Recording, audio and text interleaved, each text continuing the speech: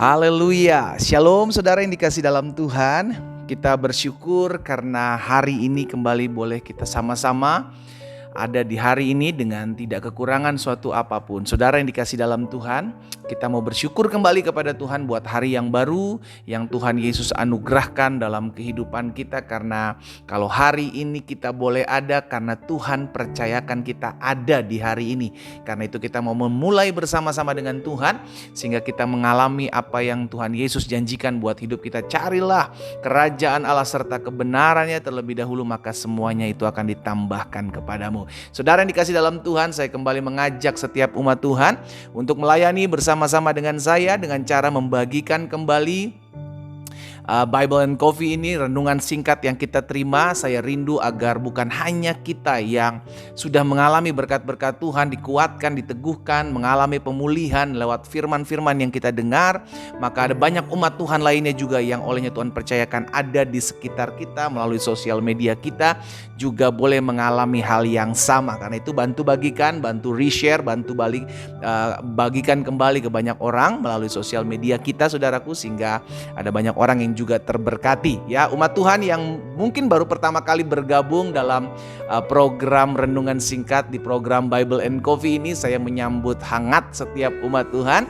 Dan saya percaya bukan suatu kebetulan saudara bisa mendapati renungan singkat saat ini yang ada di gadget saudara, sehingga saudara bisa mengalami berkat-berkat yang sama. Ada banyak orang boleh mengalami berkat-berkat yang sama yang kita terima.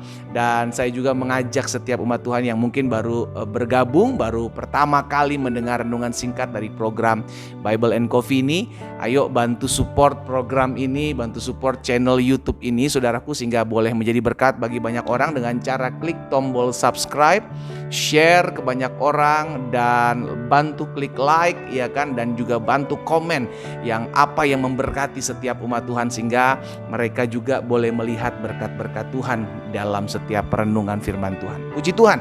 Mari saudaraku kita sama-sama berdoa. Kita kembali datang kepada Tuhan. Bapa, terima kasih buat setiap anugerah, buat setiap kemurahan Tuhan, buat setiap kasih setia Tuhan dalam kehidupan kami. Kami bersyukur kalau hari ini kembali Tuhan berikan kami kesempatan untuk merenungkan firman Tuhan. Roh Kudus urapi kami sehingga kami mengerti akan setiap kebenaran yang memerdekakan. Bersabdalah atas kami, di dalam nama Tuhan Yesus Kristus kami berdoa. Haleluya. Amin, amin. Puji Tuhan. Saudara yang dikasih dalam Tuhan, suatu kali murid-murid bersama dengan Tuhan Yesus ada dalam sebuah perahu bertolak dari pelayanan bersama dengan orang-orang banyak.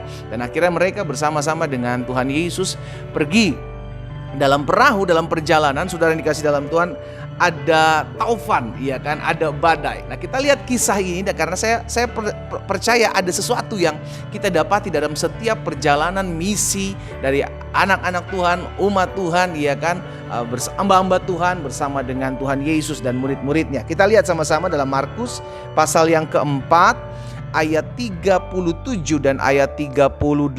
Markus 4 ayat 37 dan 38. Lalu mengamuklah taufan yang sangat dahsyat dan ombak menyembur masuk ke dalam perahu sehingga perahu itu mulai penuh dengan air. Saudara dikasih dalam Tuhan, kita tahu bersama bahwa sebagian besar, tidak semua, sebagian besar murid-murid Yesus adalah nelayan. Tetapi kalau sampai seorang nelayan itu panik, nelayan yang kesehariannya ada di atas perahu, nelayan yang kesehariannya menghadapi badai, tiba-tiba panik, berarti badai taufan itu bukan sembarang, saudara, ya kan? Berarti ini taufan yang cukup menakutkan buat mereka para nelayan sehingga mereka panik karena air sudah mulai masuk ke dalam perahu sehingga mereka mulai panik. Nah, ayat 38, perhatikan. Pada waktu itu Yesus sedang tidur di buritan. Buritan itu letaknya di belakang kapal, ya saudara, ya, di sebuah tilam. Maka murid-murid membangunkan Yesus dan berkata kepadanya, "Guru, engkau tidak peduli kalau kita binasa." Perhatikan peristiwa ini, saudara. Jadi ada murid-murid bersama dengan Yesus. Murid-murid ada dalam kapal. Murid-murid panik ketika ada taufan, air mulai masuk ke dalam perahu. Sedang Yesus di dalam kapal, di buritan, di belakang bagian kapal itu tenang. Tidur dengan tenang. Karena Alkitab katakan Yesus sedang tidur di buritan. Maka murid-murid membangunkan Yesus. Di tengah-tengah taufan, di tengah-tengah badai, Yesus yang notabene bukan seorang nelayan itu bisa tidur tenang. Saya percaya ada sebuah pembelajaran di sini yang Yesus sedang mau ajarkan kepada murid-muridnya dan juga kepada saudara dan saya yang kita hidup pada zaman di mana tidak gampang menjalani hari-hari ini, tidak gampang menjalani kehidupan ini. Ada begitu badai banyak, ada begitu taufan banyak menghampiri kehidupan kita. Tetapi kita belajar dari peristiwa ini, Yesus tenang. Murid-murid Yesus panik, murid-murid Yesus takut, murid-murid Yesus tertekan. Itu sebabnya murid-murid membangunkan Yesus, "Guru, Engkau tidak peduli kalau kita binasa." Saudara yang dikasih dalam Tuhan, perkataan pertama ketika Yesus bangun, apa yang dikatakan? Diam, tenanglah. Mungkin perkataan itu tidak ditujukan kepada murid-murid, tapi ditujukan kepada taufan, ditujukan kepada alam pada saat itu, saudara, dan takluk oleh karena perkataannya. Tetapi saya percaya perkataan ini juga disampaikan kepada murid-muridnya, saudaraku. Kenapa? Karena murid-murid panik, murid-murid takut, murid-murid tertekan. Sedangkan Yesus dengan santainya tidur di buritan karena tenang, damai. Ini yang saya mau bagikan hari ini buat setiap kita. Dunia di mana kita hidup bukanlah dunia yang mudah untuk kita jalani. Ada begitu banyak ketakutan yang dunia tawarkan. Ada begitu banyak kekhawatiran yang dunia berikan kepada kita. Sehingga begitu banyak tekanan hidup, baik dari luar maupun dari dalam.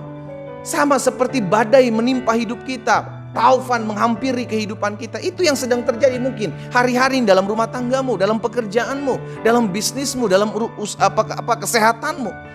Tetapi kita diingatkan, diam, tenang. Kenapa kita perlu diam? Kenapa kita perlu tenang? Karena ada Yesus bersama-sama dengan kita. Itu yang disampaikan Yesus kepada murid-muridnya. Murid-murid tidak berjalan sendiri, murid-murid bersama-sama dengan Yesus. Itu sebabnya Yesus mengajarkan kepada murid-murid untuk tetap diam, tetap tenang. Karena aku pegang kendali. Buritan bicara tentang adanya kendali di belakang kapal, saudaraku. Yesus pegang kendali. Yesus ambil bagian dalam kehidupan kita. Saya mau ajak setiap umat Tuhan dimanapun saat ini engkau berada.